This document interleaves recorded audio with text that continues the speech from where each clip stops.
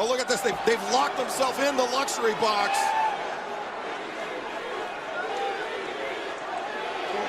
You gotta be kidding. Oh, my God! Oh! What did you punch in the glass? And then it's on now! The fight is on now! Rhodes and Jericho!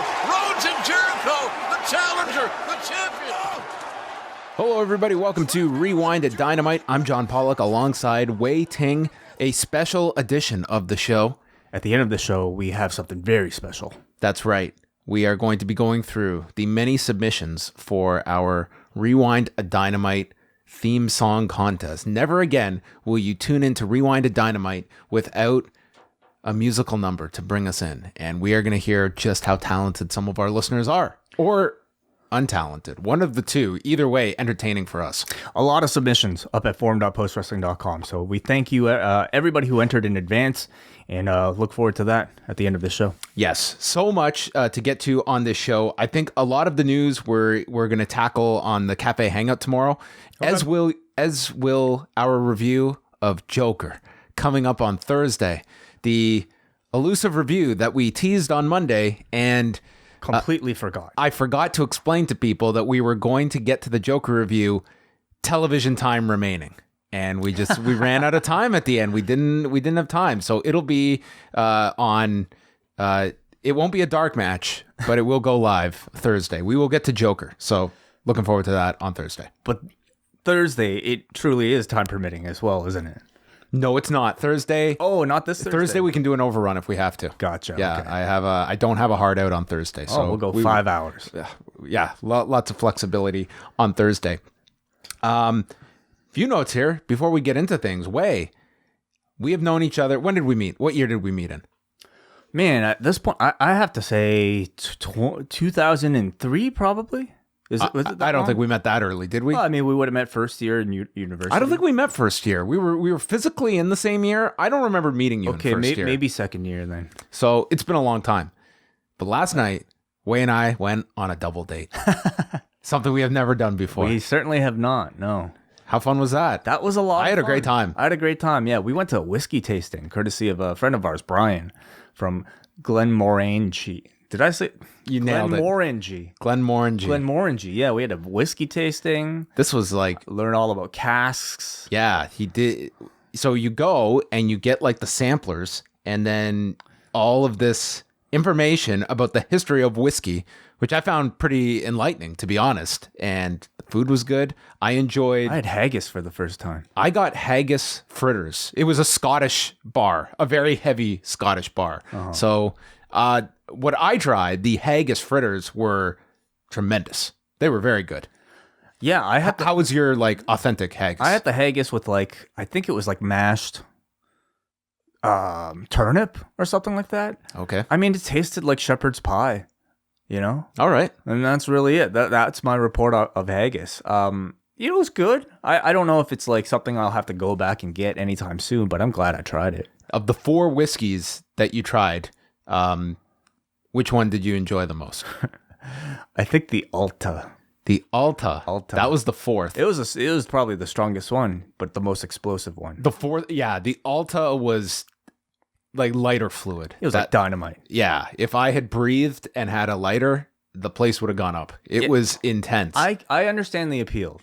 I do too. Yeah. I really enjoyed going, and I enjoy whiskey every now and then, but I don't at all. This just felt so much more professional. I'm not the type to, I don't have a bar at my home. Like, I don't really keep liquor at my house, but I can see why somebody would. I went through a phase where I was looking up like different drinks to mix and really getting into that kind of thing. Yeah, trying to be a little cultured when I want to drink.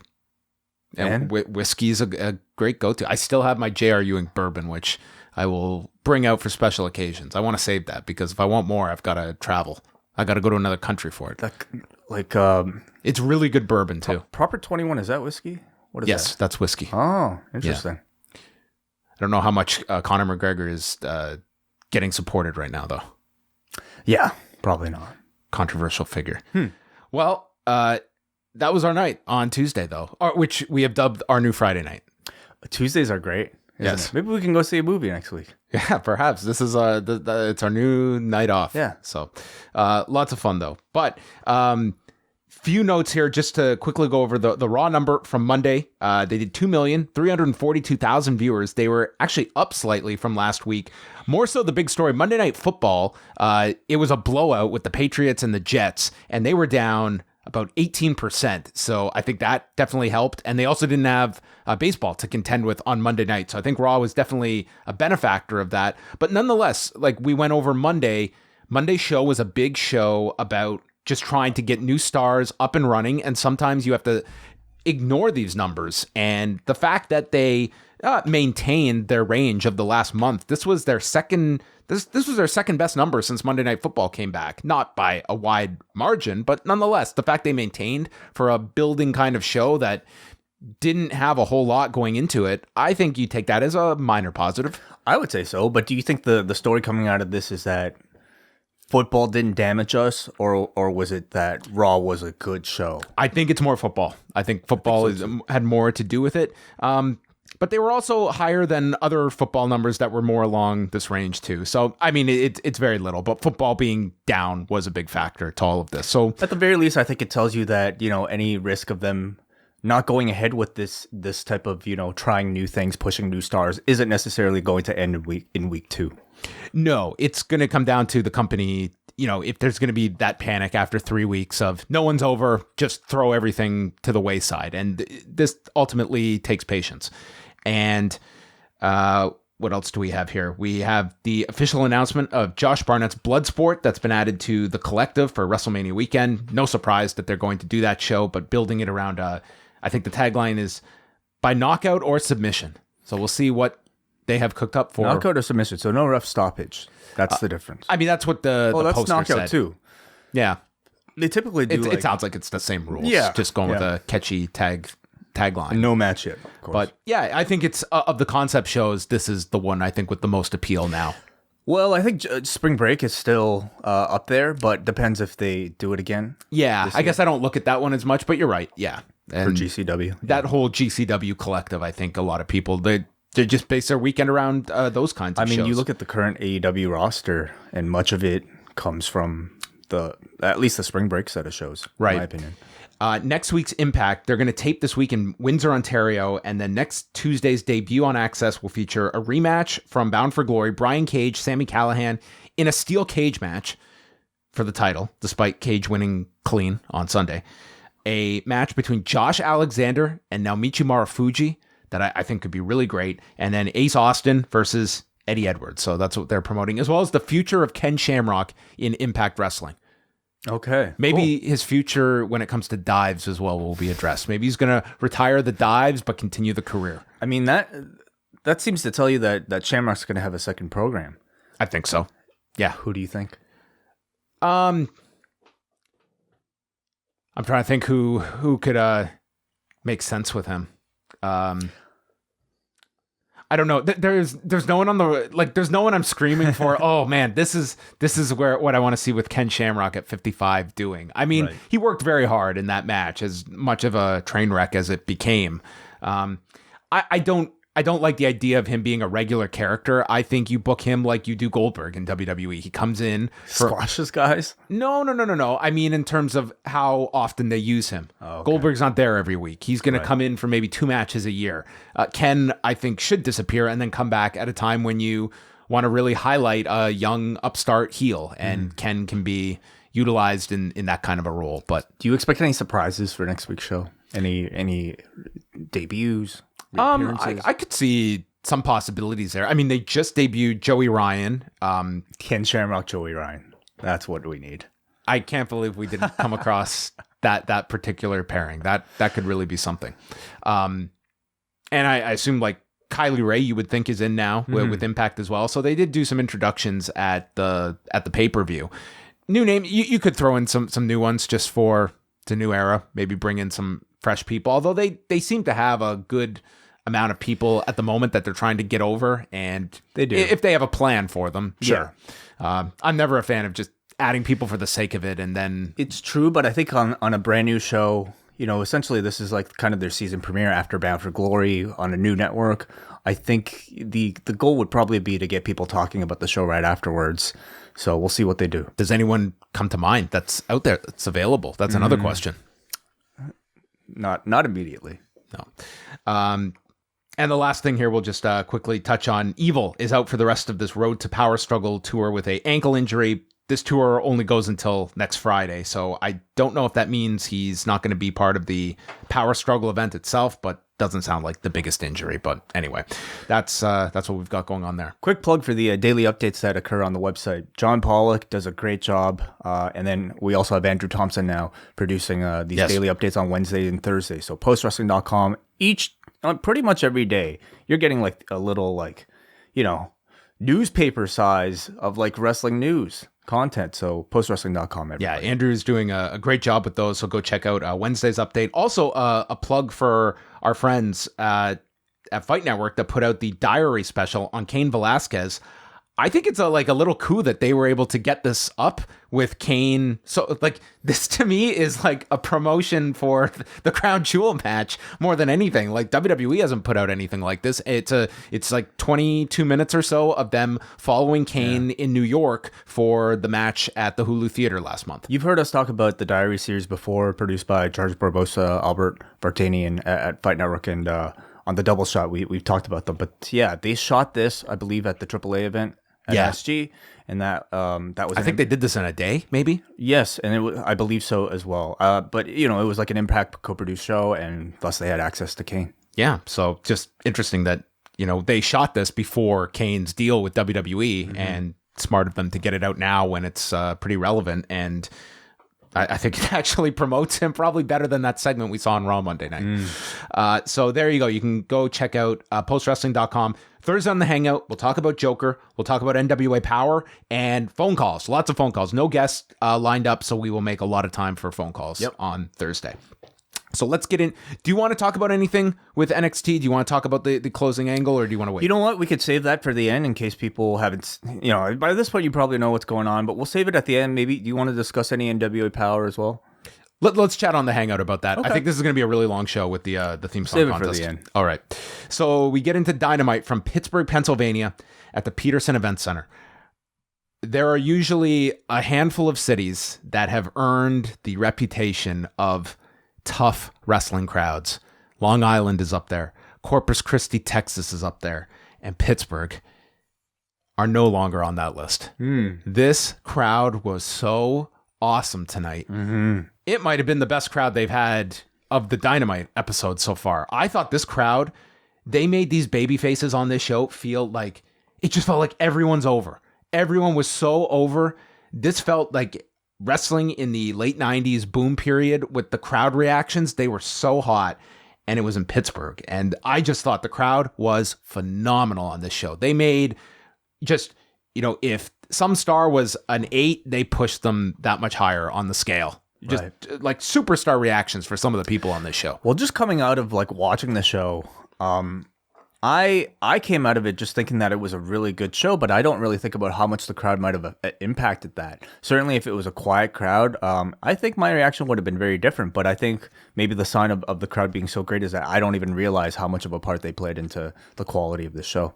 The show begins, and already Private Party and the Lucha Bros are in the ring, and Justin Roberts is introducing you to the match. There is no welcome. There is nothing. We are going right to the semifinal match in the tag title tournament. And no entrances, no opening videos. I liked it. Just immediately grabbed you. I liked it too. I liked it too. It was a rush to start getting right into the matches themselves. And I felt that way about the entire show today. They had a lot announced for this show. I mean, they had announced all these 6 matches ahead of time and a Cody segment, and you knew that, it was interesting just to see what kind of pace they would have. And yeah we can talk about that overall.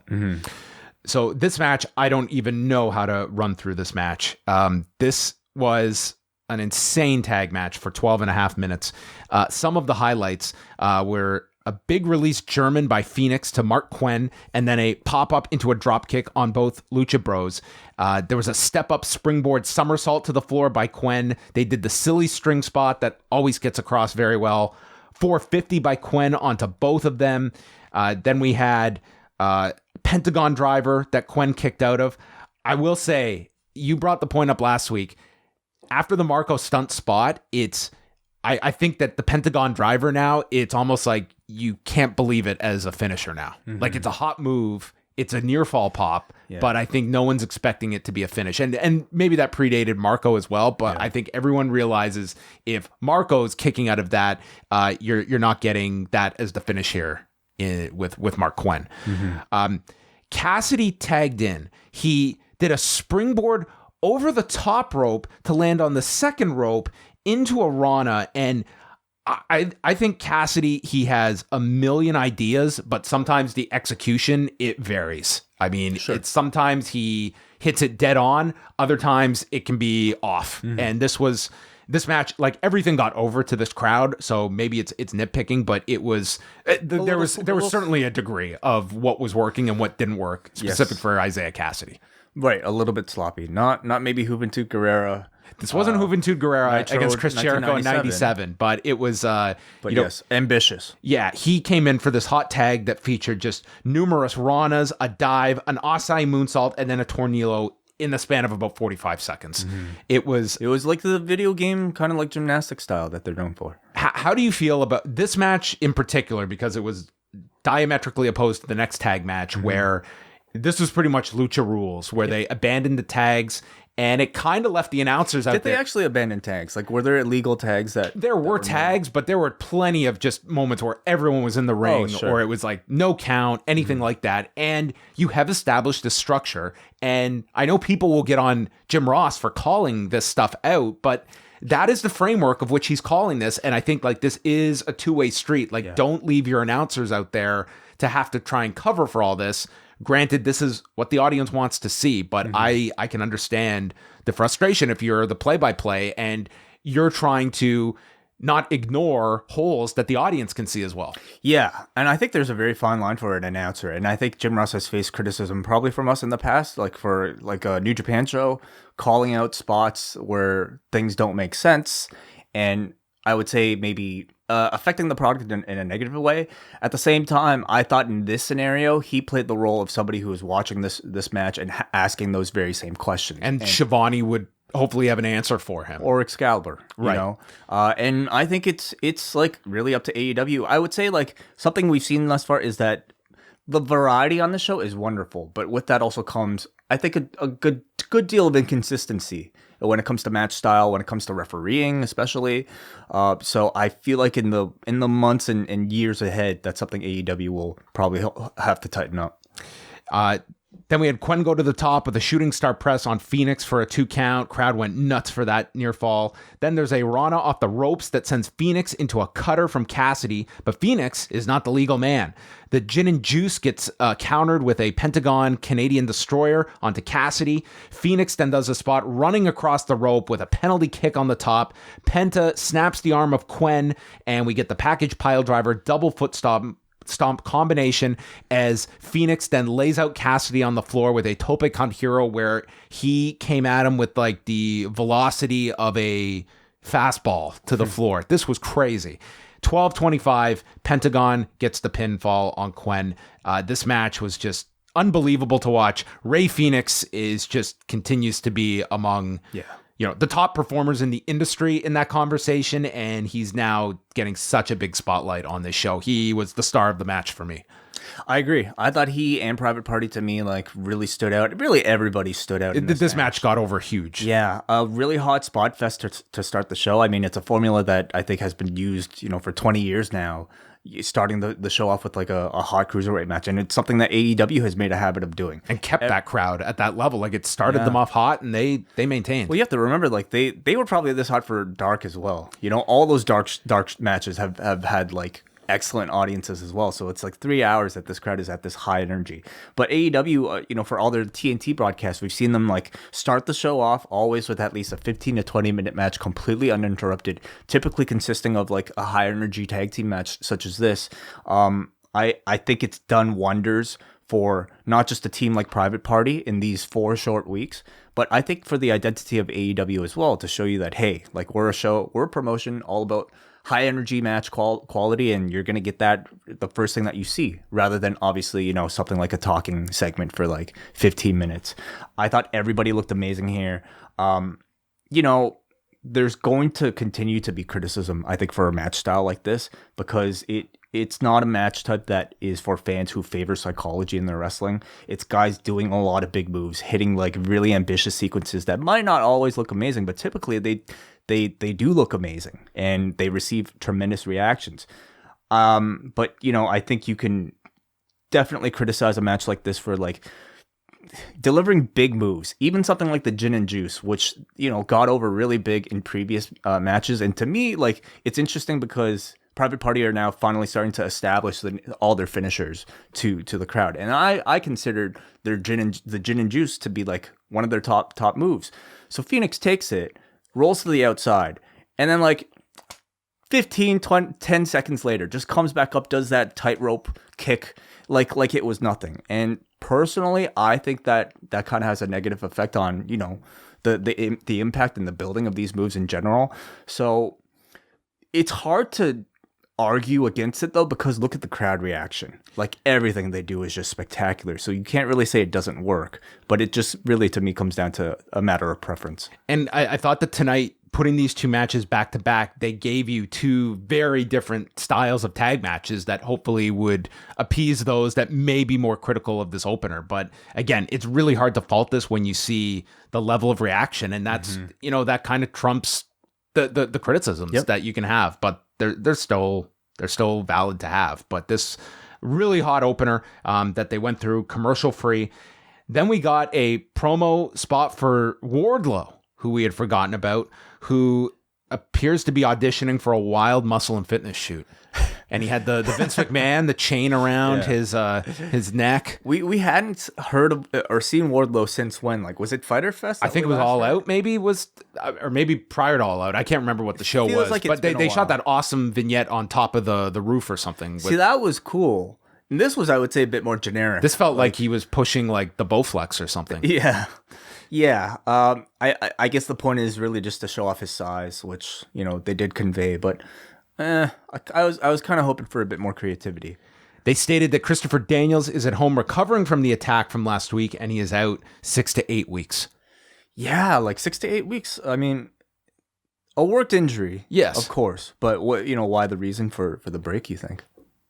I'm sure they have some kind of story for it. What I thought they would do, because last week they made the point of saying Daniels is okay after the attack, but he suffered a stinger. And what I was thinking they would do would be the next week, Kazarian making the call that we're going with Scorpio Sky so you can rest, and Daniels taking it as a slight that would pay off down the road or something like that if they were going that direction. But we'll see what they do here. They're building a story. Yes, sure. That's what I think. I think AEW does have people's confidence that this isn't going to be forgotten or not done for some kind of reason. So Frankie Kazarian and Scorpio Sky took on Dark Order in the semifinals. And unlike previous weeks, no commercial break in between the two matches. No, we didn't get a break till maybe 25, 26 minutes in. Yeah, the middle of this match. It was a lengthy, uninterrupted block that they went here. So the Dark Order come out with the minions. These things made it to TNT. Yeah, I would say like next to the Librarians, probably, the AEW gimmick that I think is probably considered the biggest failure up until this point. Like for the Dark Order, they gave them that strong win, the bye into the second round. And I don't think it's helped them at all. In fact, like, it's just kept them on TV and worked against their advantage. You look like you have something witty to say. I'm just picturing the friend of ours. Dude, these guys need to buy some new fucking ring gear. Oh my goodness. Thunderstruck, episode 1, Saturday morning. So, okay, that said, the entrance I kind of groaned at. But I did think match-wise, I thought this was the best presentation of the Dark Order. I thought this was... I enjoyed this match. Totally different from the last tag match. And we did get the picture-in-picture break after Evil Uno drove Scorpio Sky into the steps and pretty much just had the heat on Sky throughout the break. Inner Circle then enters through the crowd, and everyone goes nuts. And they walk up the stairs to a private box. and everyone's back is turned, and no one's focusing on the match. And my problem with this was this included the hot tag to Kazarian that no one cared about because everyone was focused on the inner circle. It's like when there's a UFC fight and some major fighter or celebrity walks in and no one's paying attention in the ring. Though you argue what's the more important thing on the show. I just don't know if it. I guess you had to have them enter at some point. I agree with you as well. Like it was between the inner circle entrance and also the commercial break that to me kind of took myself out of the match. But you do have to remind yourself that this is a TV show and not a pay-per-view. Could it have? I guess. But they could have timed the hot tag, I guess, at a different point. I think it would have been cool to have actually had them enter in the picture-in-picture, and that would have grabbed your during commercial. You're thus kind of. You need the announcers like making a big deal out of it. Well, you're coming back from break, and then you address it. But you're seeing. I mean, for what reason though? Would that have been that much better than what they actually did? In terms of interrupting the match, I do feel like it's less of a priority, than making sure people knew that. I think if you did something like that in the picture-in-picture, it is instructing you. Don't just tune out. This isn't like WWE where nothing's going to happen during the break. There might be some little thing that it's a visual entrance. You're still seeing that. Yeah, I don't know if I agree. And I'm also not sure, like, how does the picture-in-picture work outside of North America? It's on AEW Plus. They're watching the whole thing. Okay, but I mean, like, on the, what is it? Sky. Sorry, is this BT? On the BT. No, not on BT, on ITV4. On the ITV version. They're airing an edited version on the Thursday. So for sure they would cut all this out. They might be, yeah. They would cut the commercials out at least, I would think, Yeah.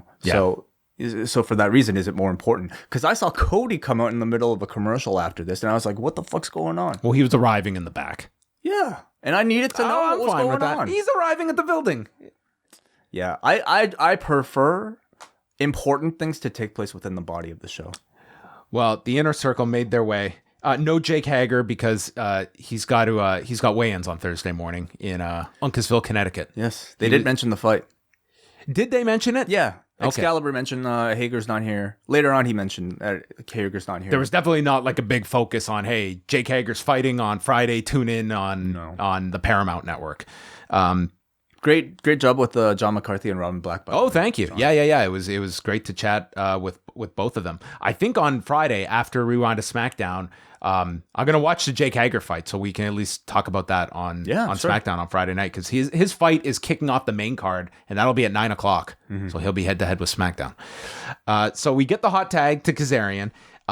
I thought in this match, Kazarian was the standout. Yeah. He looked great in this match. Last week, it was really Scorpio Sky. This week, I thought Kazarian just shined throughout this match. Did a lot of cool spots, including an O'Connor roll and simultaneous Northern Light suplex to both members of Dark Order.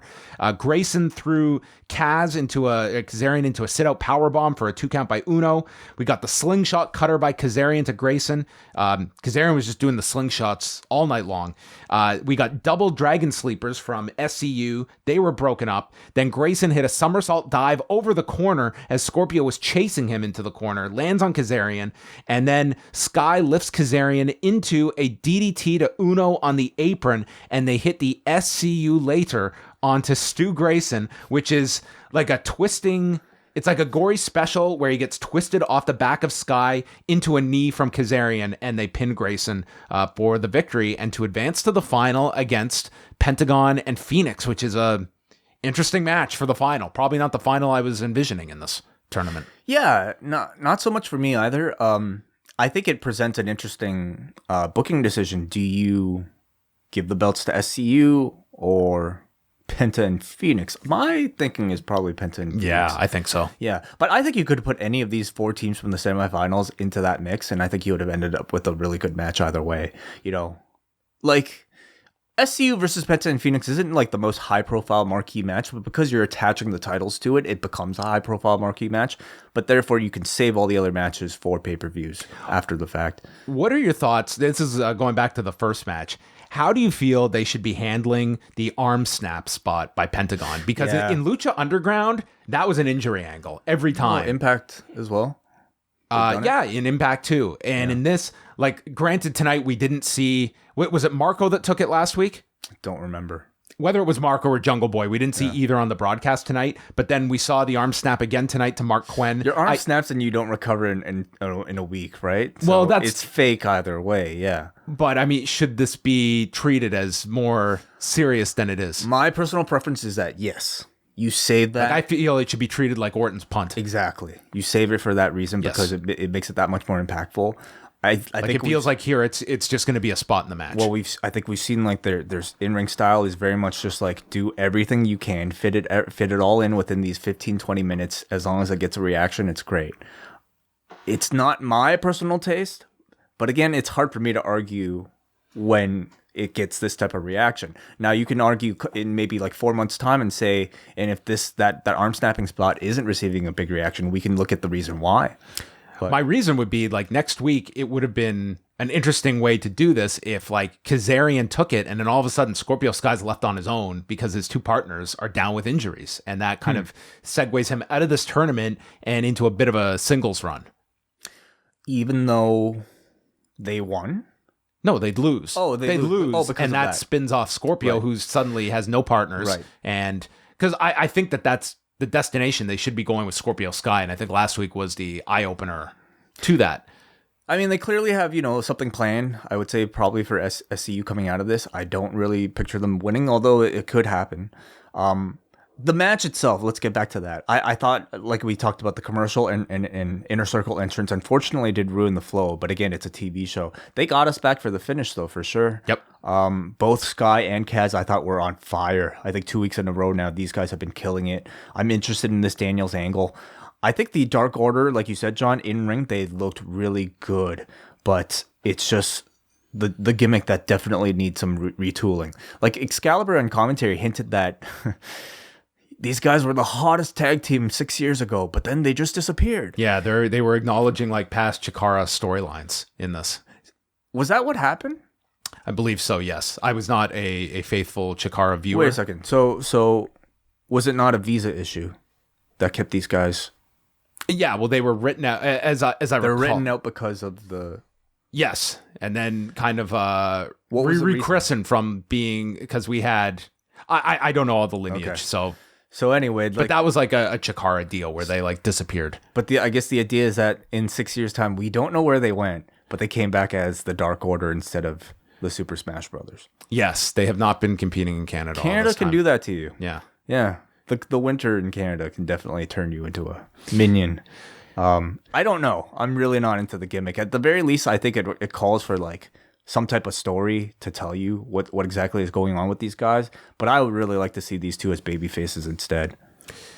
There was the picture-in-picture break here, and we got highlights of the match, the Inner Circle's reaction, and then Cody arrives, and we get the national television debut of Chris Harrington passing Cody some notes. Oh, okay. Yes. Great. In a picture-in-picture. Yes, no in a picture-in-picture. I did not like this. I did not like that. Like, not only did we see Cody arrive, but like there was like an earlier today graphic, which to me is a significant event and not something that you just kind of bury in without any. I mean, audio. you have to take breaks. You can't fit all this stuff in. You could fit this in somewhere. I didn't think this was. He was just arriving. I mean, it was self-explanatory. Fine, it's fine. It doesn't hurt it, but I don't know. I just don't really like important things taking place. I mean, they gave you that first match uninterrupted, so you have to make it up later in the show. Okay. Joey Janela, Kenny Omega, a rematch from AEW Dark. I feel like this was the first time we've ever seen any acknowledgement of AEW Dark on AEW Dynamite proper. They don't really incorporate it on this show Not at all. Like, I think at least it calls for a match graphic telling you what you're going to see next week on Tuesday. Yep. Like, they've already taped most of these matches. And just like, even here, like, for somebody who doesn't follow the internet or doesn't like follow AEW on YouTube, to know that Kenny Omega wrestled an unsanctioned match against Joey Janela. A 26-minute unsanctioned match. That was got quality. tremendous reviews. They definitely, I think, really dropped the ball on promoting their YouTube stuff. Yeah. So there's highlights of the Omega match with Janela. Huge reaction for Omega. And I think what was really interesting didn't come out with the AAA Mega Heavyweight title that he just won. Yeah, but they did show footage from the Phoenix match. They showed footage, but he didn't come out with the title. Did not, no. But it's not like they're shying away from it, you know? Like, they showed footage from the match and Omega winning it, but he's just not carrying it in the ring with him. That's kind of strange, isn't it? It's either I mean, clearly, like, they don't seem to have plans for Omega to defend the belt in AEW, and maybe that's part of the reason why. Then why even show it? Does that not exist? To show that the man's busy. They did more to promote AAA than they did their own AEW Dark series. Kind of, yes. There's huge It was a great match, by the way. Which one? The Phoenix match. Oh, I haven't seen it. Yeah. Huge Kenny chant. They're showing cutaways to the inner circle in the private box. Janela landed this high cross, and the idea was he was wrestling Kenny Omega and doing very well at the beginning. Then Omega comes back with a pair of snapdragons.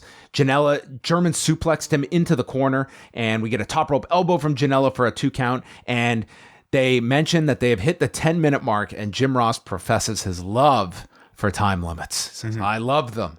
They exist in all sports, and this is no different.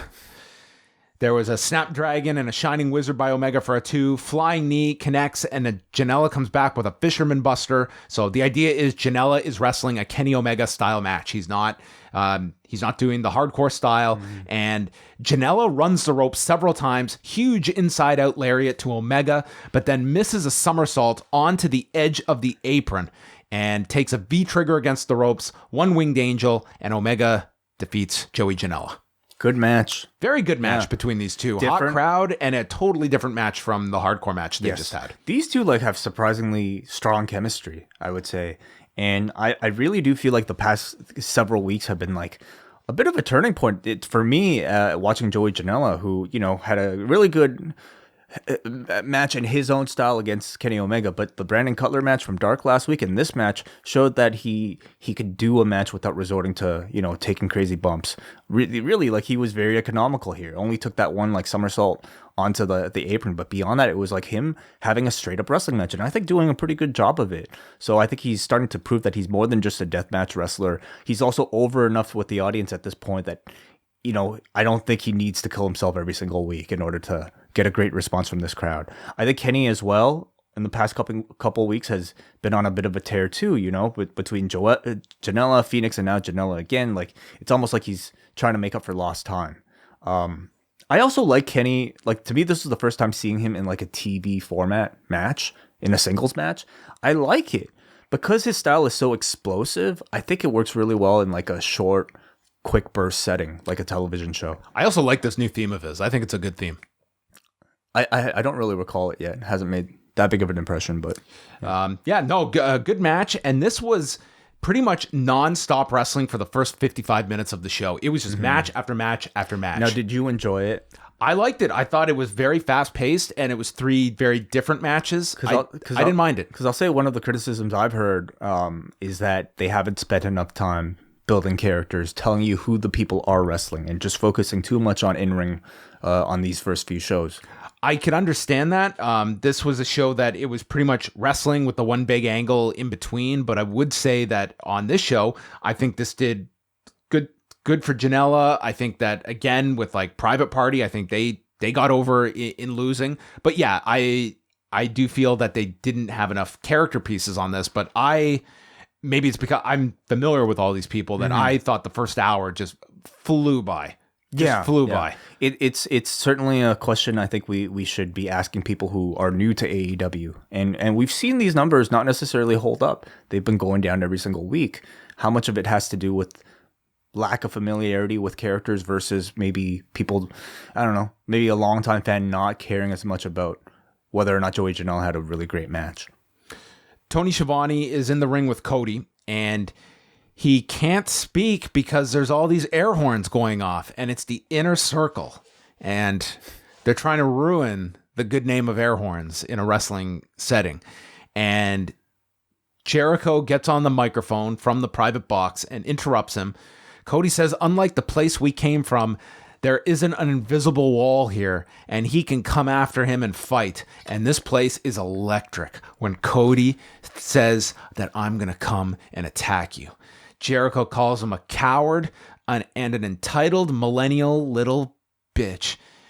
And so Cody gets ready to go, and Jericho warns him it's 4-on-1. So that prompts some brain stew. And out comes Green Day himself. Billy Joe Rhodes comes out, and he's followed. I could not believe the reaction MJF got. Oh, yeah. This was like an Austin level pop for MJF. It was gigantic. For MJF. It's very true. But this was also a crowd that I think was reacting to like anybody that, it has some level of star power already established within AEW. But MJF is like that, I would say, that meaningful already at this point to a diehard AEW crowd. So Jericho's still on the mic as these guys are coming out, and he yells down at MJF. So now I'm supposed to be scared of someone wearing a scarf.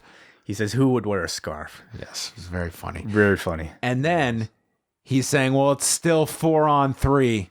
So the fourth man comes out, and this probably was not the most predictable one. I think everyone's assuming it was going to be, I don't know, maybe one Omega or one of the Bucks, but instead out comes Diamond Dallas Page, and he comes out, an enormous reaction for him, and they come through the stands and the inner circle, like they have a shot of them, and it's like Jericho just told the story with his face, like his eyes were about to pop out of his head, like, oh shit, it's Diamond Dallas Page.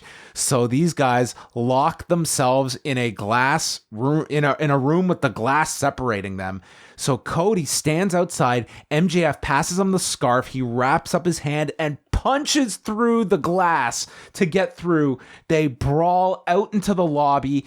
Everyone is going crazy here. Jericho ends up getting the babyfaces ejected because he had established earlier that he had bought tickets and had a right to be in the private box. And the babyfaces get hauled off. Jericho sticks the ticket to his forehead. This was tremendous. I thought that they were going to be announcing like a concession stand brawl for a future episode, but it looks like an 8-man tag they may do at some point with these 8. I guess Page would be the question mark to be doing a wrestling match. That's interesting. Is he cleared? Like, do we know if he can get physical? He's done physicality on, like he did a diamond cutter in one of the Aldous Cody matches, right? So. I think at All In. He did I mean, in something. an 8-man, you can probably, he can get by. I think he can get by. Yes. Was he in the Battle Royal even?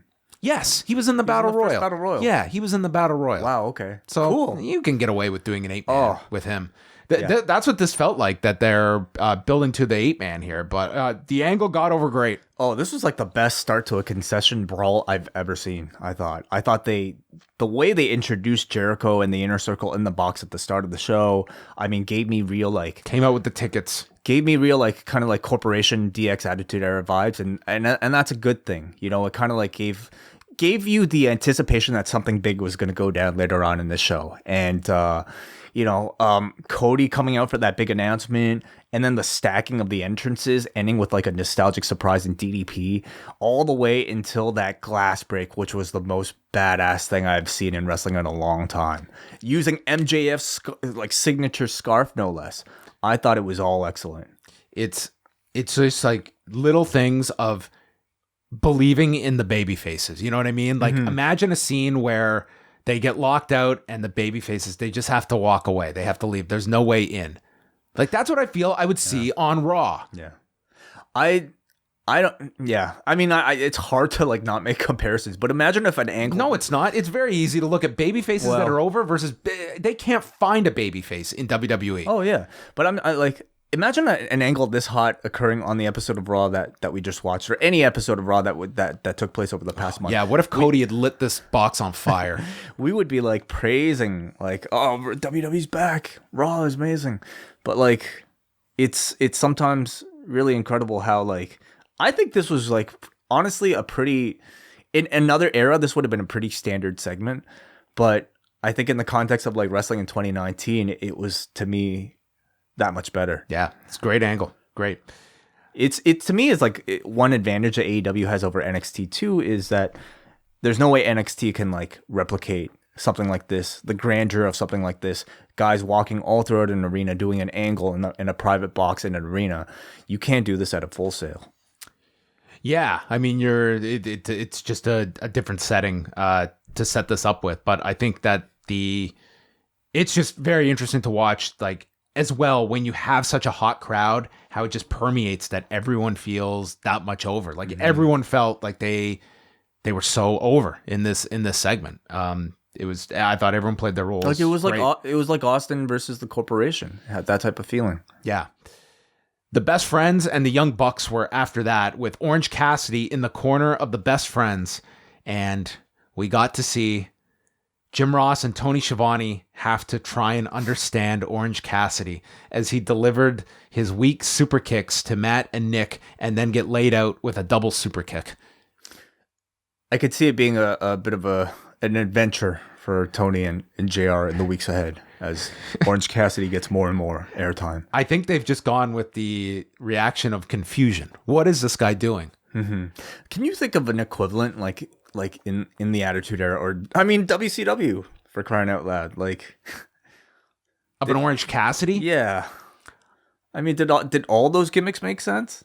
No, there were plenty of stupid gimmicks at the time. Orange Cassidy is a unique one, but it's also a popular one. It's not one Very you can just popular. write off and dismiss. Mm-hmm. The Bucks cleared the ring. They hugged, and that actually drew some boos. Not only that, like they super kicked Orange Cassidy, and that elicited a heel reaction for them as well. They then took over and speared Matt on the floor and hit a doomsday knee to Nick, and they called Cassidy sloth-like as they went through a commercial break. The Bucks can't mount any sustained offense. The Best Friends hit the combination soul food, half and half suplex. Then they clear the ring. The Best Friends hug, and everyone goes nuts as JR proclaims, "This audience, they want hugs, goddammit." Strong Zero was hit onto Matt, but stopped by a swanton from Nick, who Tony noted was just in the nick of time. They hit a doomsday knee, and Matt landed on his feet. Super kick party to the Best Friends. Springboard corkscrew to the floor by Nick, and then they hit more bang for your buck as Matt pinned Chucky. Excellent match. I thought it was very good. It was a match that I thought, very much to rehab the Bucks coming off of the loss to Private Party, but I think also a really good showcase for Best Friends and for Orange Cassidy. The announcers made an effort to really put over Trent's performance in this match. I thought that was really important because I think we've still, yet to really create a firm identity for any of them. I also love the fact that the announcers called attention to the Best Friends going winless, and they've been doing this for a lot of the people that haven't had wins yet, or people looking for their first, or people looking on a losing streak, looking for their first win.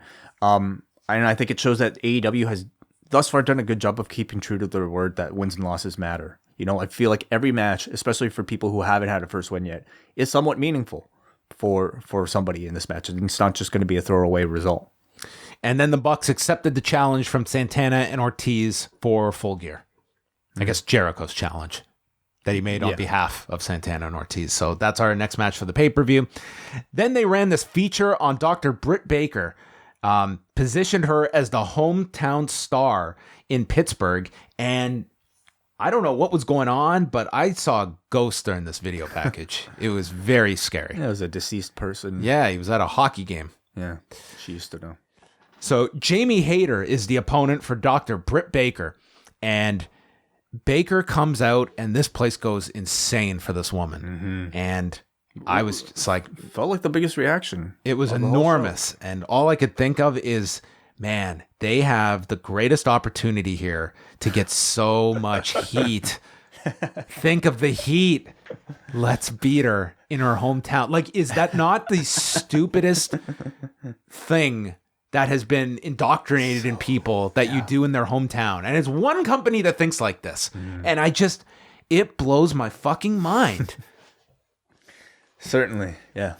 They have someone that they can go to Pittsburgh for the rest of time, and as long as Britt Baker is on that show, it's going to be Britt Baker. Mm-hmm. She's really popular. She's our star because they made her feel like a star here.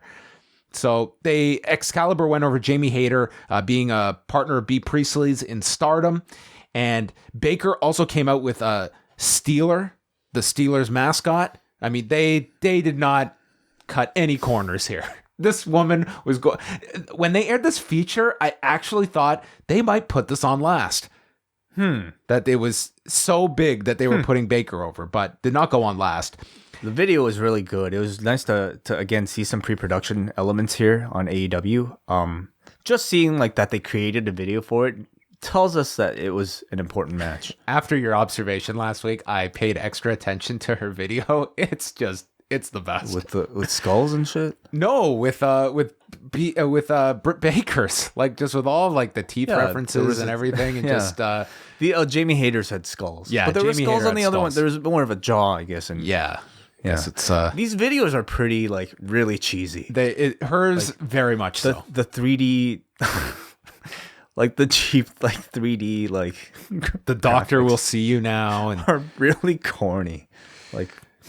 So Baker took a snap suplex into the corner. They explained that in wrestling, there's a lot of doctors, but they're bullshit. They didn't say bullshit, but she is legit. She is a legit doctor. Okay, yes. I guess Dr. Death was not a real He was PhD in not a death. licensed physician in the art of fatalities.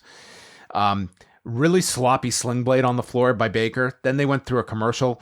Baker hit a suplex off the turnbuckle, then took a Uranagi.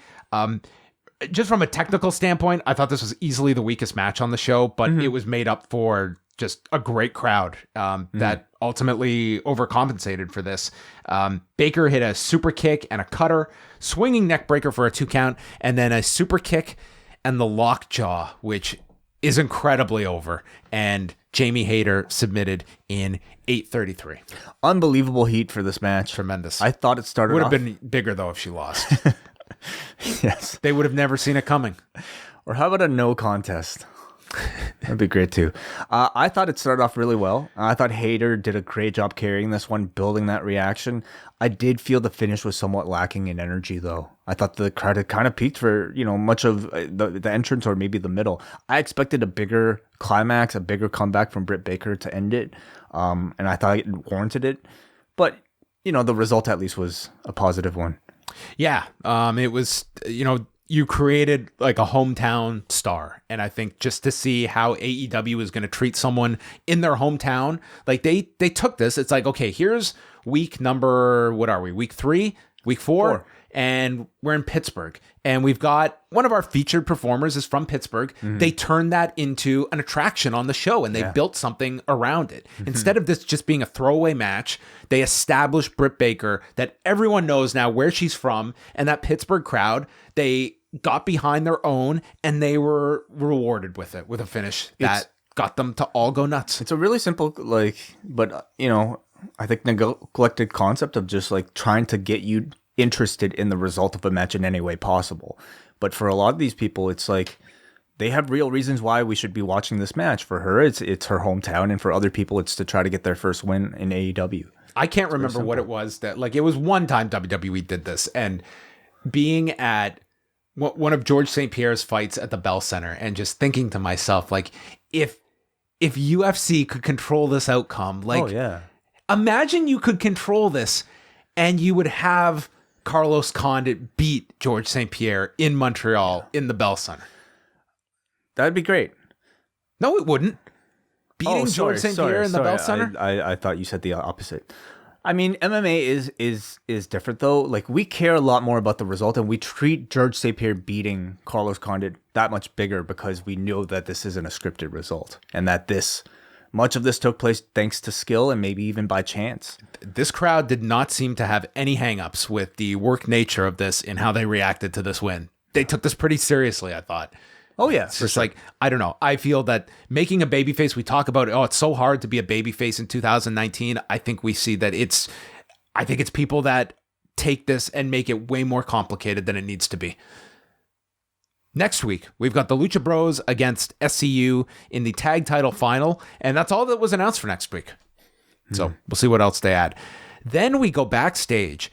Jen Decker is with Jamie Hayter, but before she can speak, she gets jumped by Brandy Rhodes, who apparently superglued her lips together and would not speak and just pointed at Jen Decker and stared a hole in her, but would not open her mouth.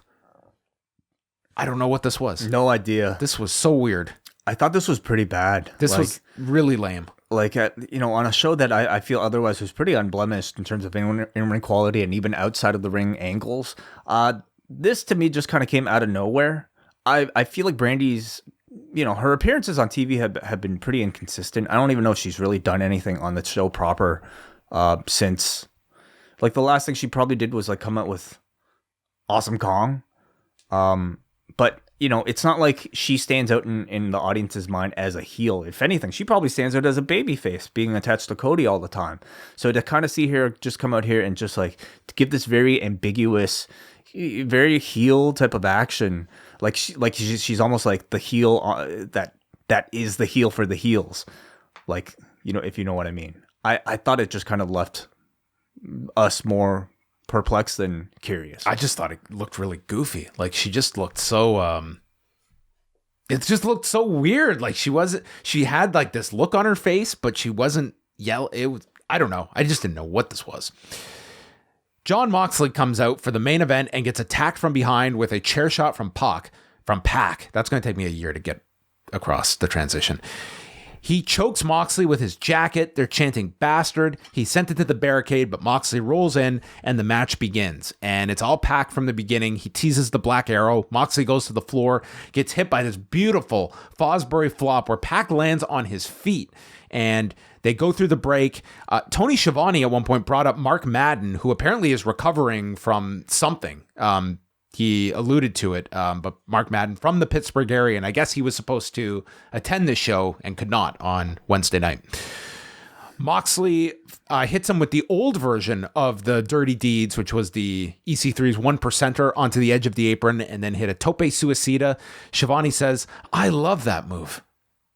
Tope suicida. Schiavone's just got this endearing charm. He's been frozen in like a chamber for the past 20 years, and he's rediscovering wrestling for the first time. God, these are such cool moves. Tope suicida. Wow. Then Justin Roberts announces he made a comment earlier or in this match about not having seen like a Texas Cloverleaf for like since Dean Malenko did it. Yeah, it's been a long gap for one Tony Schiavone. Yeah.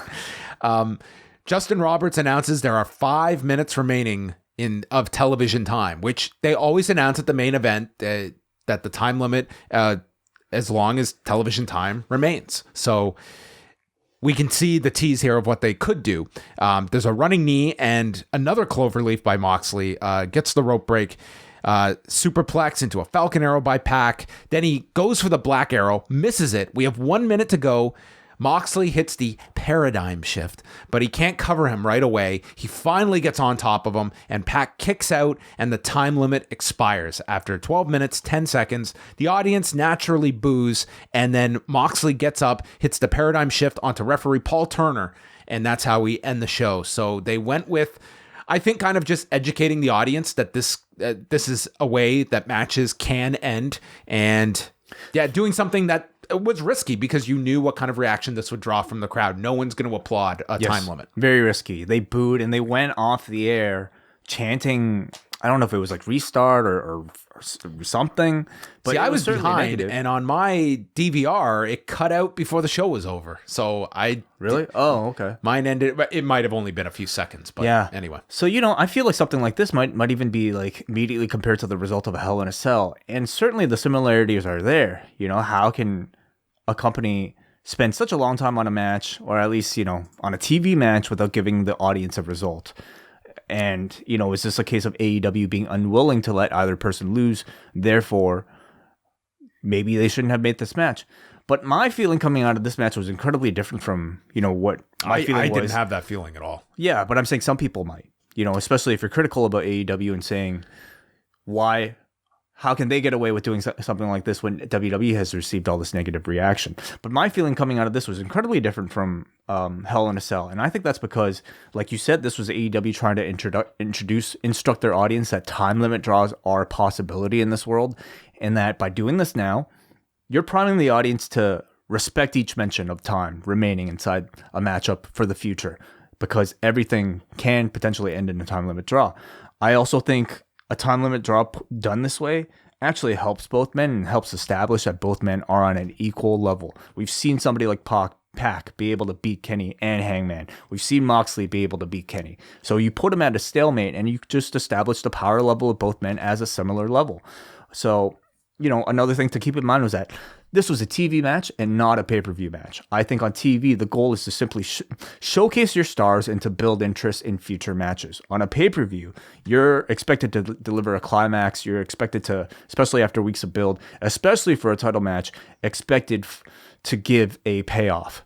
So I thought for those reasons, and also the fact that this match was good. It was better than what we saw at Hell in a Cell between, Seth Rollins and The Fiend. It was good until the very end. The no contest here, I don't think was done at the expense of like delivering a great match. They did not try to tell some type of grand story about, Jon Moxley having to reach deep down into like his dark recesses. They didn't try to do anything beyond their means. It was just two guys wrestling until they had no time left. Yeah, like from day one, they have wanted to establish time limits. They've done time limit draws in the past. So I don't feel it's a cheap cop-out, especially for a TV match that they've now established this. And this was kind of like an educational finish to do for the idea that you're not going to have a main event that just magically ends on time every single week. There's going to be that drama. And when they said a minute, this crowd was on their feet, excited for this. And I thought this worked. I thought it worked too. Yeah. And I think when done right, time limits can be dramatic. And we've seen that at the highest degree in New Japan. Mm-hmm. And I think that's what they're going for here. So I didn't think this was... I enjoyed this show quite a lot. I don't know if it was at the... it seems most people like the show 2 weeks ago as kind of the most complete show, the one with the Jericho promo on it. But I thought this was a really satisfying 2 hours. You got some really great wrestling, an awesome angle in the middle of this show. Yeah.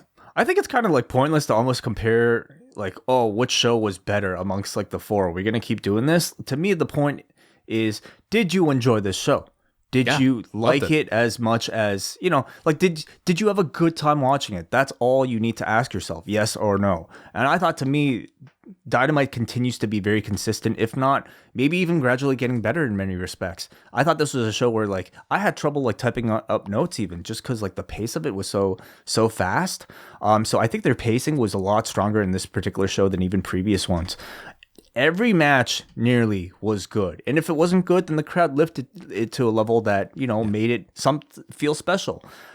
But to me, the highlight was the non-in-ring segment with Cody in the Inner Circle. It showed that AEW is able to produce interesting, compelling, out-of-ring angles. And I think, it really bodes well for like the future, because we know like wrestling television is a lot more than just what takes place inside the ring. I feel like there continues to be a lack of promos and video packages and exposition for a lot of the characters that are still new to the audience. I think I think the company might be making the mistake of thinking that everybody is over simply because you have your diehards reacting huge for everybody. It's a great start.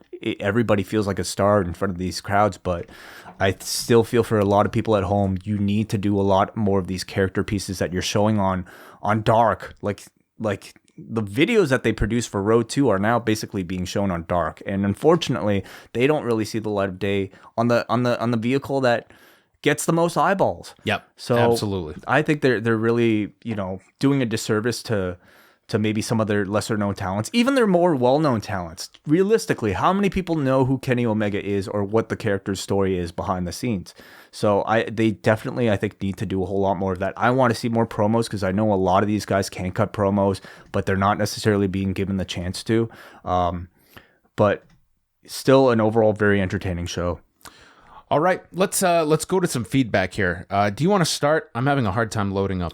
All right, we go to the Post Wrestling Forum now to see what you guys thought of Week 4 of AEW Dynamite. And out of 10, the voters thought this show was 8.03. Damn. Which is a high grade for our forum. We go to Paul from New Jersey, who says, Chris Jericho continues to be my favorite character in AEW. The air horn bit was hilarious. Janela Omega was my match of the night, but the wrestling on the show was incredible. Maybe I missed it, but was there any official reason why Kylie Ray left AEW for Impact? The $1 million question. Adam from Australia. The show was great. The answer is no official reason. No one knows. It's been speculated to death, but no official reason. Adam from Australia. The show was great, probably my favorite yet. It sucks for people who didn't get to see it on Fight TV, as there was a lot that happened after the show went off the air, with Kenny saving Moxley from PAC and then Hangman Page coming out to confront PAC, which seems to be where they're going for the pay-per-view with Hangman and PAC. Okay. We got Alex from Portland who says AEW needed to establish a TV time limit draw, and PAC Moxley was the match to do it with. I just wish Moxley didn't hit the paradigm shift. Death Rider is a better name. Private Party will eventually become tag champs, and it'll be massive. Did either of you notice that the hard cam was on the opposite side this week? I love seeing the Inner Circle. I didn't notice. I love seeing the Inner Circle watching matches head on and not at an angle like the other company. On the plus side, I went to a thrift shop earlier today and was able to snag all the clothes I need for an Orange Cassidy outfit for Halloween. Question. Last week I attended a live NXT show. The show ended with Matt Riddle putting over the Street Profits, and it was a goodbye to them to their call up to the main roster. I didn't feel an attachment to them, so seeing them in action and after the main event didn't do much for me. However, tonight and a few weeks ago, Private Party astonished me. My question, between those two teams, which team are you more a fan of? I think at this point you'd have to say that the Private Party is the more popular of the two. In ring, I think Private Party. But as personalities, I don't know if we've really seen enough of Private Party to make that comparison. No, I don't think anyone's at the level of Montez Ford. And you know what? Yeah, exactly. So I think on the microphone it would be Street Profits, but in ring Private Party.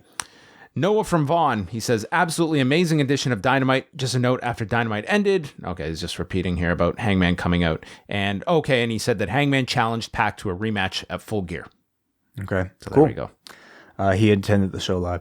We go to the Saucy Duke, who says, I feel churlish to criticize the show with such great wrestling on, but honestly, 4 weeks in, I'm getting desensitized to it. If they're giving me such great matches for free on TV and YouTube, it's just making that $50 Full Gear price less and less appealing. When AEW said they weren't going to do scripted promos, I didn't realize they meant they weren't going to do promos full stop. How do you produce 8 hours of TV and not have Jon Moxley utter a single sentence? Having said that, the Jericho-Cody angle was excellent and easily the best thing on the show. Cody looked like a megastar, and Jericho perfectly straddles the line between delightfully entertaining and utterly detestable. Good action tonight, but hope in the coming weeks we get more promos and angles to spice things up. A 7 out of 10. Next up here, love the show. Everything was very entertaining and everyone feels like they're important. The only question I have is putting the tag matches back to back at the beginning. Feels like too much for me. It was Spot Fest to another Spot Fest, and I would have liked a bit of a break or change of pace between them. Britt Baker match didn't feel as good as I wanted it to be. I think the match could have been a bit shorter. The hand in the mouth dentist thing, I'm not sold on. I hope she finds her groove. Easily the best moment for me was Jericho criticizing MJF for wearing a scarf. We go to Brad, the archivist, who says, Gentlemen, another week of great wrestling delivered from AEW. I loved how the show kicked off right into the first match. No messing around. It was a great match between Private Party and the Lucha Brothers, but some parts came off a bit sloppy. At some parts, Mark Quinn didn't even look like he was trying. An excellent title match, or an excellent little match between Kenny and Joey to showcase both of them. I think we've got a new best picture-in-picture spot with Jamie Hayter's camel clutch Wet Willy spot. In the couple matches that I've seen of her, Britt Baker looks really clunky and not very polished at all. I wish I was more impressed with Hayter in this match. I don't know if I like a TV time limit draw, but it shows everyone that it can happen. 7 out of 10. Next one here. These 2 hours continue to fly by. This is everything I want out of wrestling. It's intense, fast, makes sense, and it's just fun to watch. And that is the big thing for me. Fun. It rewards me for watching. It doesn't mock my fandom, keeps me invested in the characters and angles. It's a simple formula. It wasn't perfect, but still pretty good. The Lucha Bros versus Private Party was my match of the night, but they were all great. We go to Jesse from the 6, who... Thank you, Jesse, for tuning into an Instagram live stream I did with my friend Donovan today. He says, I only saw the second hour of Dynamite as I was watching TFC's glorious win over NYCFC to advance to the Eastern Conference Finals. From what I gather, the first hour was the better one, but even so, I very much enjoyed what I watched. Dynamite is not perfect, but the wrestling is good, and the booking makes sense, which sadly is refreshing. I have no nostalgia for WCW, but I really like Shivani in this role, and I think many AEW wrestlers came off as superstars, even to lapsed fans. You know, like, I don't know how much, like, Tony on AEW reminds me at all of Tony from Nitro. No, he's playing a totally Very different. So, there might be a hint of nostalgia just for hearing his voice, but he plays a very different role, and I would just say it's almost a totally different guy. Brian from Sacramento writes, another great show. They are making me love wrestling again. From top to bottom, the best wrestling on TV. My coworkers I spoke of on my Raw review invited me to a full gear pay-per-view party. From what I've been told, everyone at the get-together will be under 30, except for me. I feel like this is a great sign for AEW and wrestling in general. Being a married father of 4 kids, 3 of which are over 18 and out of the house, I used to ask them all the time if anyone ever talked about wrestling at school, and they always said no. There has been talk of a wrestling boom for a while. I think it's really starting to happen. There's an earlier poster who said he was getting desensitized to AEW, and that by seeing all these like marquee matchups or good quality matchups on TV, it's not necessarily going to entice him to pay $50 to see it on pay-per-view. Do you see like any kind of validity maybe to that criticism? I don't think that it's ultimately, I think they can't just be promising you great wrestling matches. You're going to have something like a story, Cody Jericho, that I think they're doing a really strong job building up to that as well. And that you are going to have big stories attached to them as well. But I don't think that this is going to desensitize people. They're in a position where they need to establish that they are a wrestling promotion known for great wrestling matches. And I think you have to do that on your biggest platform that you can. The difference is, of course, for a pay-per-view that you get culminations and payoffs to storylines, hopefully. And the goal is making your pay-per-views feel special, something you don't want to miss. Yeah. My turn? Yes. We go to The Genius, who says, another great night of wrestling that absolutely flew by. During the first match, I became convinced someone in AEW listens to Rewind-A-Dynamite. Not only were all the tags taking place with one member of the team on the apron, they almost always use the tag rope. Yes, so... Yeah, they did bring up the tag rope on commentary and its primary function. They fixed that this week. Seeing the time limits mean something was also refreshing. Not every match has to have a winner, but being able to end it without a run-in was a nice change. Miles from Chicago, another week of great wrestling from AEW. Highlight was the Cody Jericho segment as well as the main event. I thought both tag matches were great, and I'm interested to see who they crown between SCU and the Lucha Bros.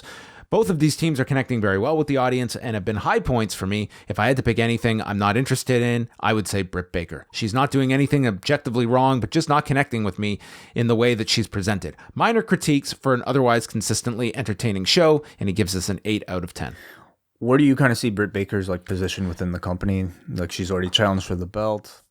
I think that she is going to be someone that they are going to build up as one of their key babyface kind of pillars of their division. But I do understand that critique that she, to me, is still like you do see elements of her inexperience and not something that I would want to rush her into winning that title anytime soon as well. Yeah, it's a big and I spot. think I do feel like, some people think that she doesn't have any personality. I do think that she just comes across as likable in these videos. It's not so much in ring, but I think in some of these pieces, like she's just got a very kind of like every person appeal to her.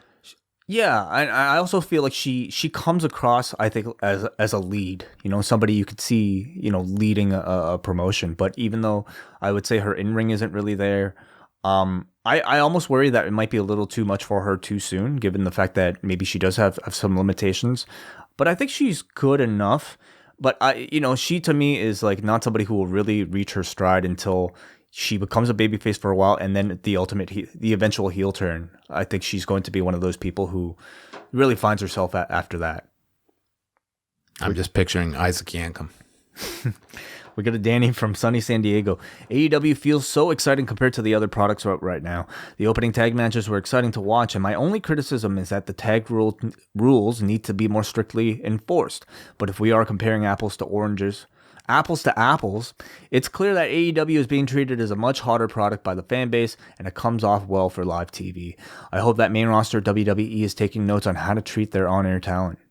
And the last one is Brandon from Oshawa. This was the best episode of Dynamite yet. The wrestling was amazing. The Cody Jericho angle was fantastic. Loved the time limit draw. We need more promo time, though. I would have liked to have had a promo for SCU and the Lucha Bros to hype up the final. There are so many other guys we need to hear from. These guys need to start getting over for other reasons than their in-ring work. Yeah. I think, 4 episodes in, that definitely is something that stands out. All right. Well, thank you, everyone, for the feedback, as always. And I guess the time has arrived. Yeah. Do you want to save the NXT talk for the Hangout? We can talk about the closing angle, because that's all I saw. I haven't seen it yet, but you haven't seen it yet? I know what's happened.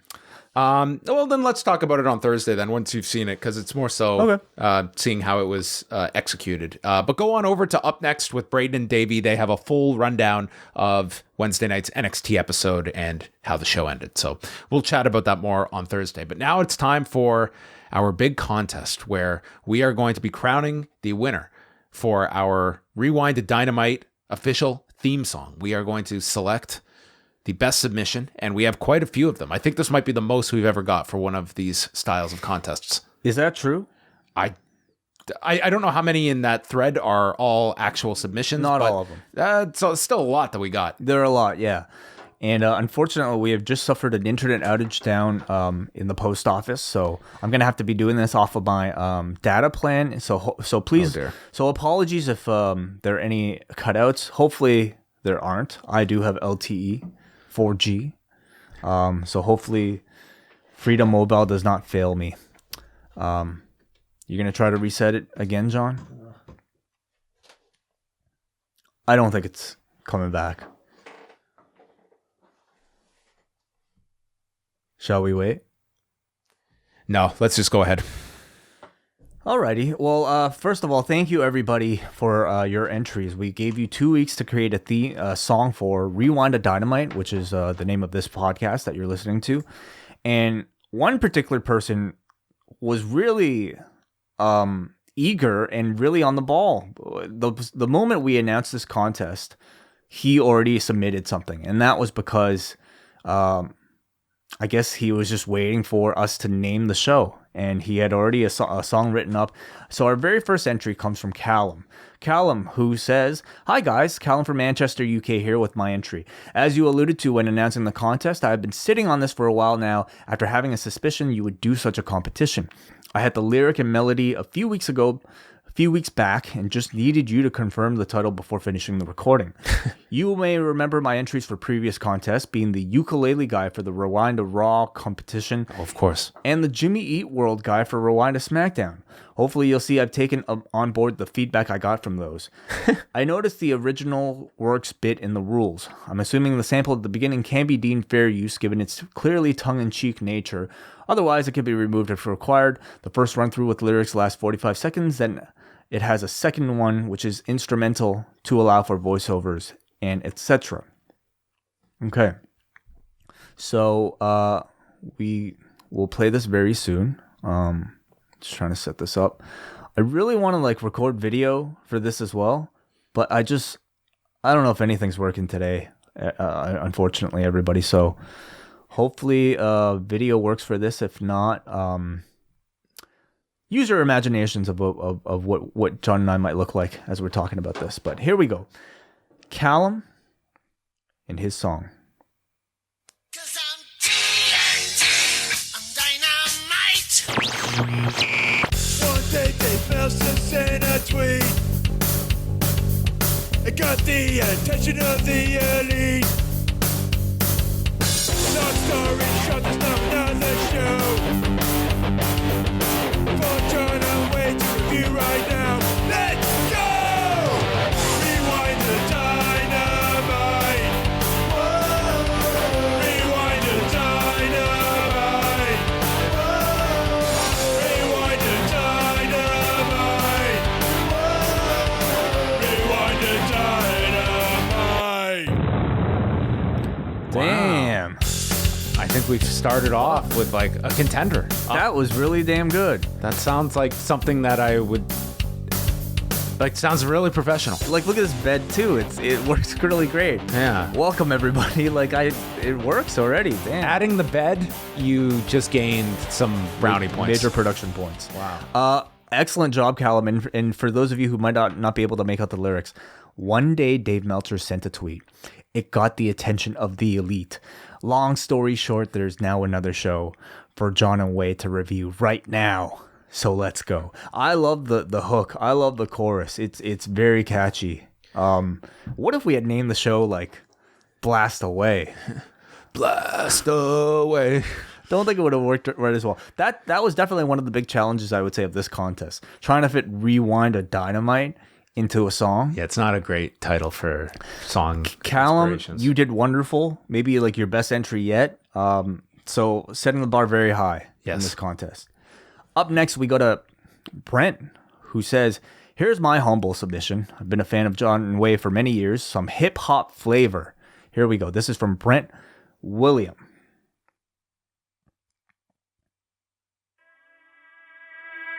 Check it out. Yeah. Straight from the front line, storm the shores. Another week gone by in the Wednesday night wars. Broken down by the minds we like. It's Jon Pollock and Wai Ting. Rewind the dynamite. Rewind the dynamite. Rewind the dynamite. From TNT to the post office, it's analyzed by the host with the most knowledge. Rewind the dynamite. Rewind the dynamite. Rewind the dynamite.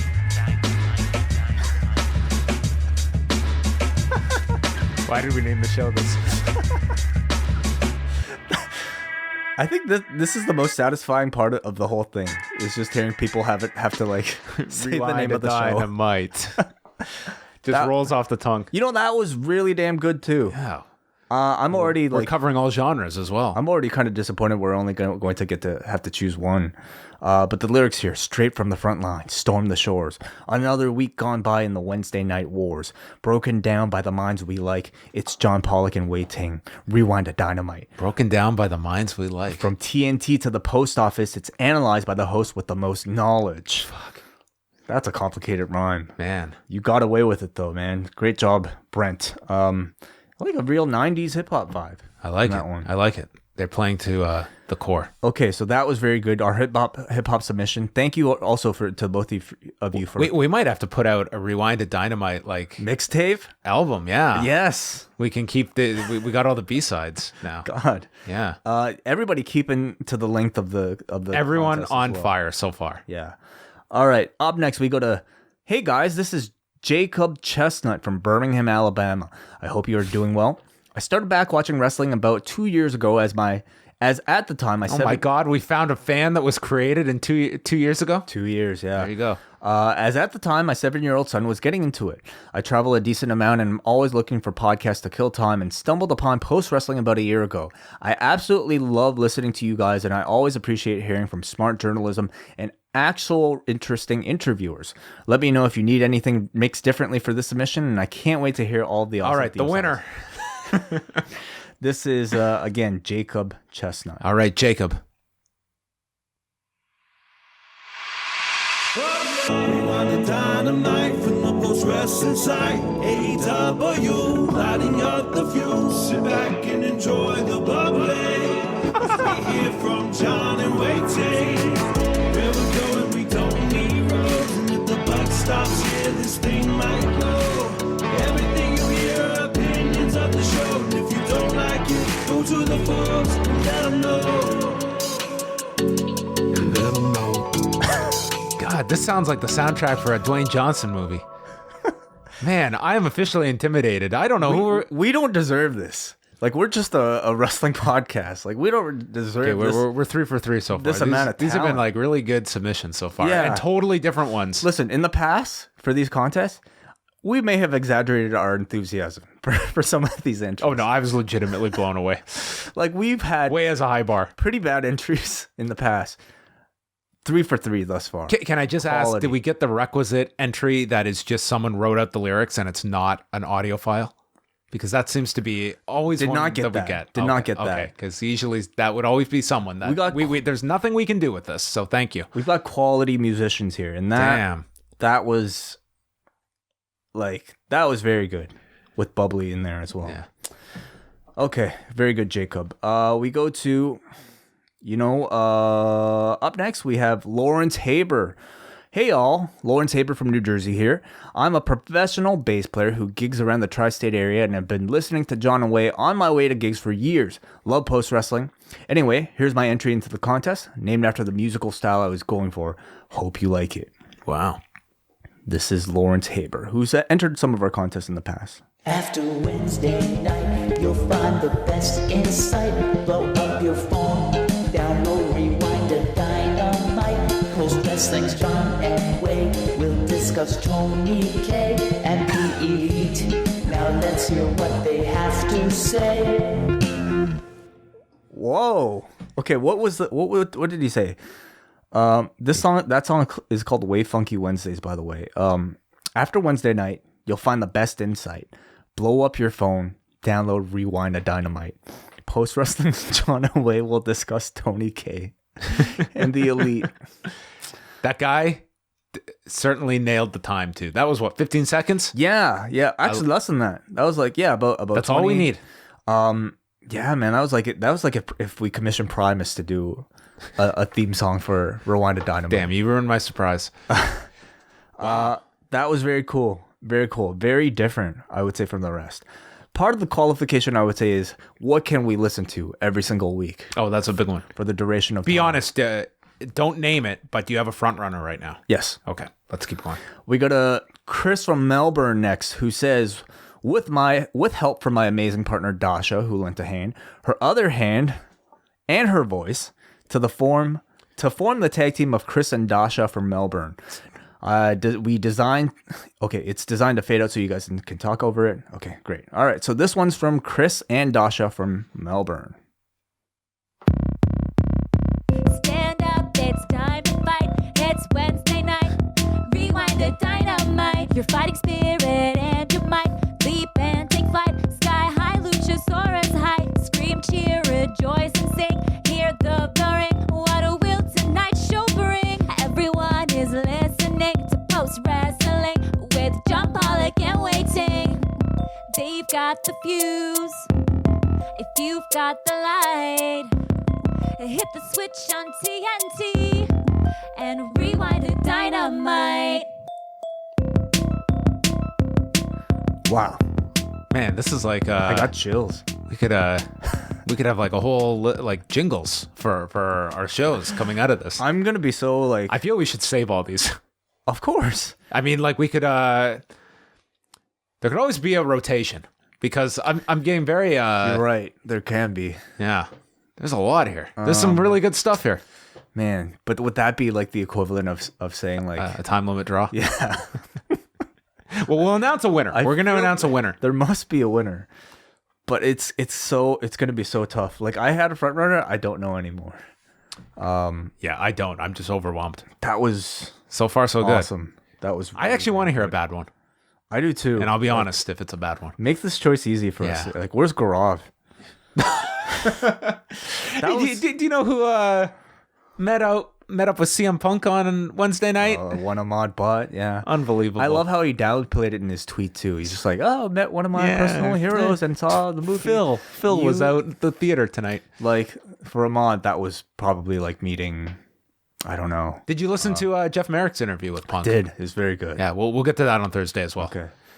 That was damn good, Chris and Dasha from Melbourne. Thank you so much. Great job. All right, we got an Antler Beast who had some trouble embedding this SoundCloud link, but he figured it out. Antler Beast is actually Daniel Perry. Daniel Perry of the Rocky Maivia picture Yes, show he was fame. just on this past week, part of the British invasion. You know, I didn't know he was a musician as well. So Daniel Perry from London here says, the song is to give that more upbeat, catchy rock and roll track. I love it. To wake everyone up midway through the intense wrestling week that currently is. Oh, this is going to be great. With the Raw and SmackDown themes having that more catchy, mellower, poppy approach, I love them, by the way, I thought a bit of a difference would be something that keeps the catch hooks but rocks it out a little. Anyway, it's short to the point and has enough of a sound bed to fade out from. Here and here it is. Can I just say, I feel like we're back at the whiskey tasting where everyone is like telling us about what we're about to sample. A great deal of thought has been put into every single one of these things. This is the palate cleanser. I'm so incredibly humbled by everybody's efforts already. But this one comes from Daniel Perry. Let's hear it.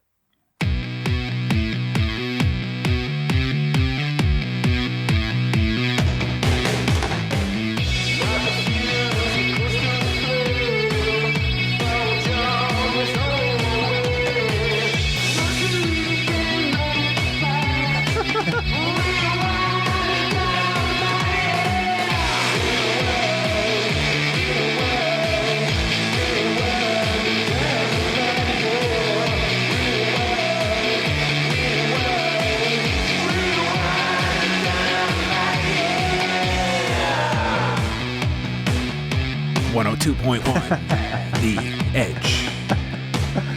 It's got that vibe. Oh yeah, it? Yeah. It's really cool. Wow. Okay, and he's got a plug here. Oh, first of all, the lyrics, in case you might not be able to make it out. Light the fuse, get close to the flame. For John, there's only one way. Mercury Day, ready to fight. Rewind-A-Dynamite. Wow. Yeah, man. Did he add poet to his business card? A plug for Daniel Perry here. You can check out his band if you desire at nsmusic.bandcamp.com. nsmusic.bandcamp.com. Thank you very much, Daniel, for the entry. All right, we go to up next. Okay, this person, Marty McFry says, okay, so I have my entry, but please bear with me while I unsuccessfully, a lot of people are having trouble posting this onto SoundCloud, but okay, let me just try to dig into the link here. Marty McFry. Yep. Of all people.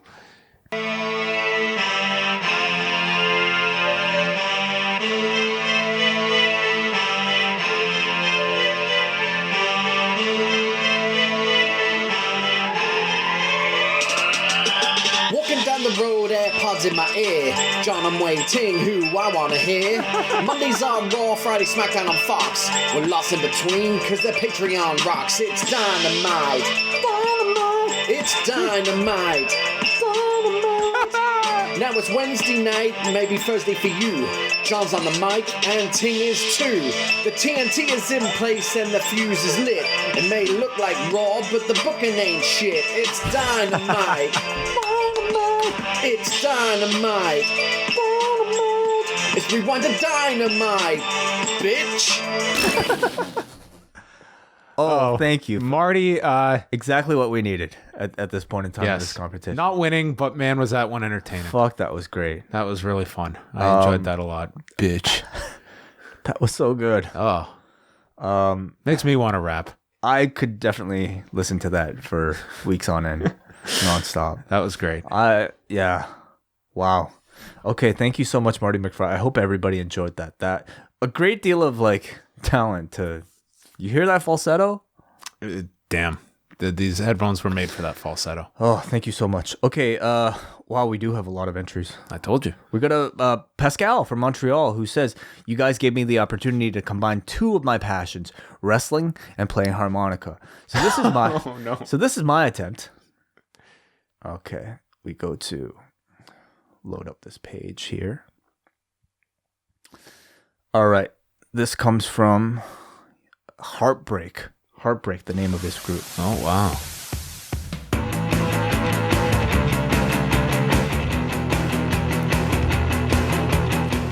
The lights and fight the actions, love the feuds and love the factions, dragon sleepers, meteoros, Frankensteiners, hurricane runners, from the top rope to the sky. Oh my God, please don't die. Jon and Wai hold the belt high. Let's review a dynamite. Jon and Wai are dynamite.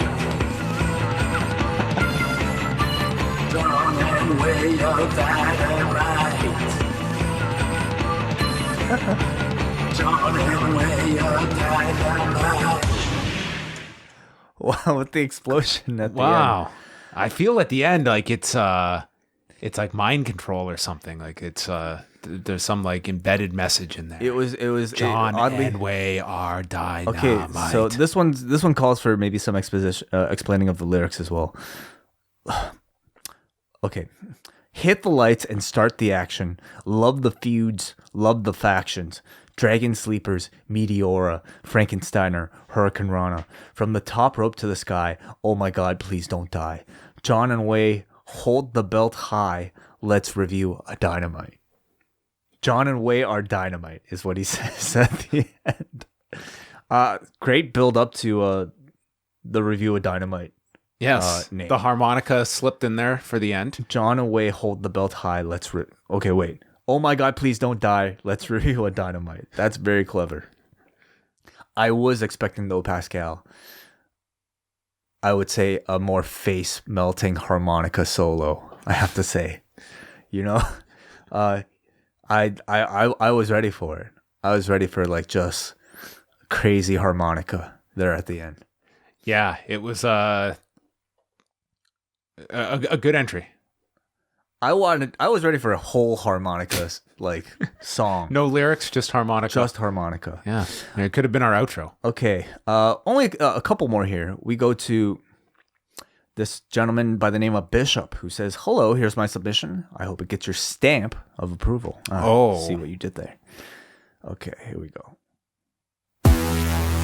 John Pollock and Wai Ting. Sounds like Brady. Post wrestling. Here we go. It's Wednesday night. What's on your mind? Is this time to rewind? Rewind to Dynamite. With our hosts that we trust the most. If it happened on the show, it's all in the notes. Like your podcast after 6. Canada, Ontario, Toronto, The Office. Whoa. Yeah. You know how they do. John and Wai, bring the boom. Man, this feels like it would have been on NBC on Saturday mornings. I would watch this show. Sure. Early 90s. Like a TGIF? Yeah. Well, not show? TGIF, but the Saturday morning block. This would be right before Hang Time. Gotcha. Yeah, there's that.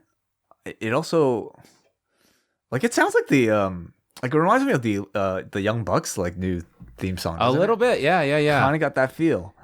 Remember Student Bodies? Did you watch Student Bodies? Yes. Do you remember the original theme? And it was awful. It was Student Bodies. Student Body. And then they went for a totally different theme. That theme was a classic. What are you talking about? I hated it. It was just like someone. Sounds nothing like. It felt like someone that was like getting like tortured having to say Student Bodies. It was like. Anyway. Thank you very much. That was Soul at Zero. Thank you very much, Bishop, for that entry. Okay, I think we have our final one here because it's already getting so tough to pick one. But this one comes from Von Grappler, who says, "Here's a silly song that's as different as a show it was written about." John and Wai are sipping lattes, perhaps a vintage Cabernet. There's no overrun for now, so sit back and recline. Rewind to Dynamite.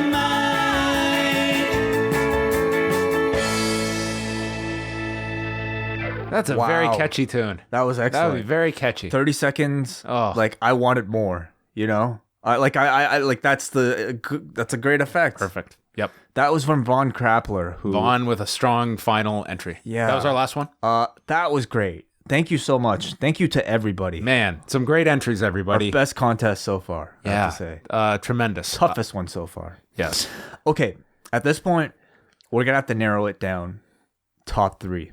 Okay? Do you have a top 3 in your mind? I do. I do as well.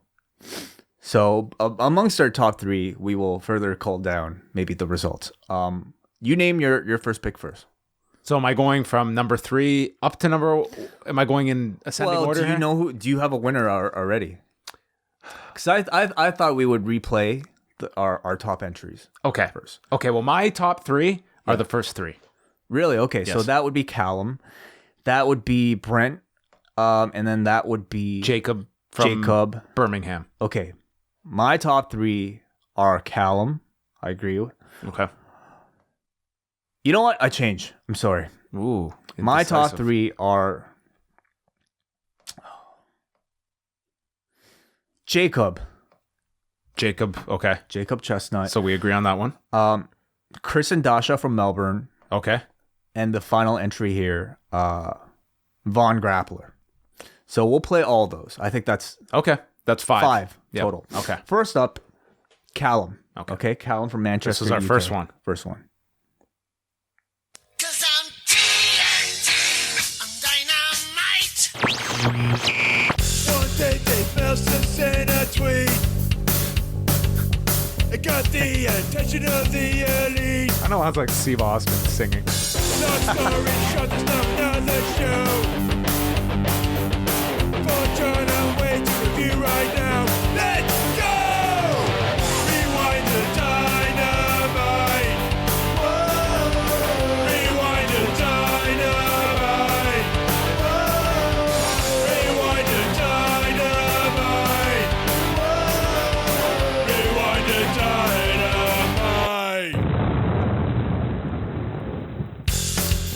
It's the little like bed. The bed is at the end. It's like it gets you over the hump. It's like, Really yeah, nice. that works. Very well. I would say if we pick this one, I would cut out AC/DC at the beginning. Yes, we would. Yeah. Okay, so that was Callum, and then second choice here, Brent. Oh man, YouTube. Oh, he hosted this one on YouTube, so we have to sit through this ad. Oh, okay. I gotta hit. Okay, here we go. Oh, wait a second. Oh, I hate YouTube. That's fine. Check it out. Yeah. Post wrestling.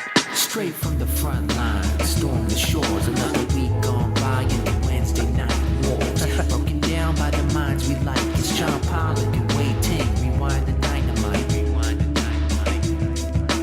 Rewind the dynamite. From TNT to the post office, it's analyzed by the host with the most knowledge. Rewind the dynamite. DJ Joe Poe.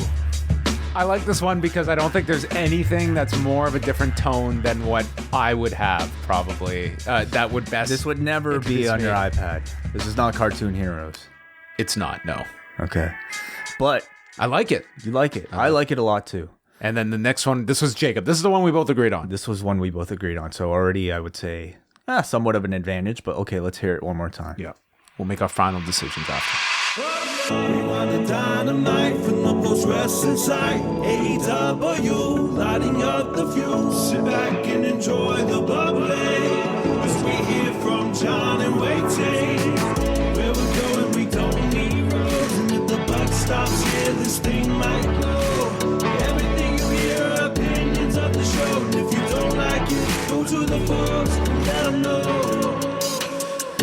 Dude, like This is awesome. Like, this sounds like if this didn't have my name in it, I would just assume this is like a legit song or a commercial. forget Post Malone. We got Post Wrestling Malone here. Oh, Damn. man. That again is very good. It makes me feel good just like to hear it. So All our Okay. insecurities are all whittled away when we hear such goddamn great submissions. how can I be negative about a wrestling show after listening to that? It's almost unfair. I can manage. I can do both. Okay, our next I would say finalist here is Okay. Chris and Dasha from Melbourne. Let's listen to theirs one more time. Stand up, it's time to fight. It's Wednesday night. Rewind the dynamite. Your fighting spirit and your might. Leap and take flight. Sky high, Luchasaurus high. Scream, cheer, rejoice, and sing. Hear the ring. What a will tonight show bring. Everyone is listening to Post Wrestling with Jon Pollock and Wai Ting. They've got the fuse. If you've got the light, hit the switch on TNT and rewind the dynamite. So good. It's great. So good. It's really good. Her voice is great. I mean, it's just like such a poppy, catchy tune. Excellent. It's really good. It's really good. Oh man. I don't know. I don't have a clear-cut winner. Last one. Vaughn. Let's last one. I want to listen to this one more time. Okay. I want to listen to all of them one more time, but just for the sake of this particular contest, I want to listen to Von Grappler. John and Wai are sipping lattes, perhaps a vintage Cabernet. There's no overrun for now, so sit back and recline. Rewind to dynamite.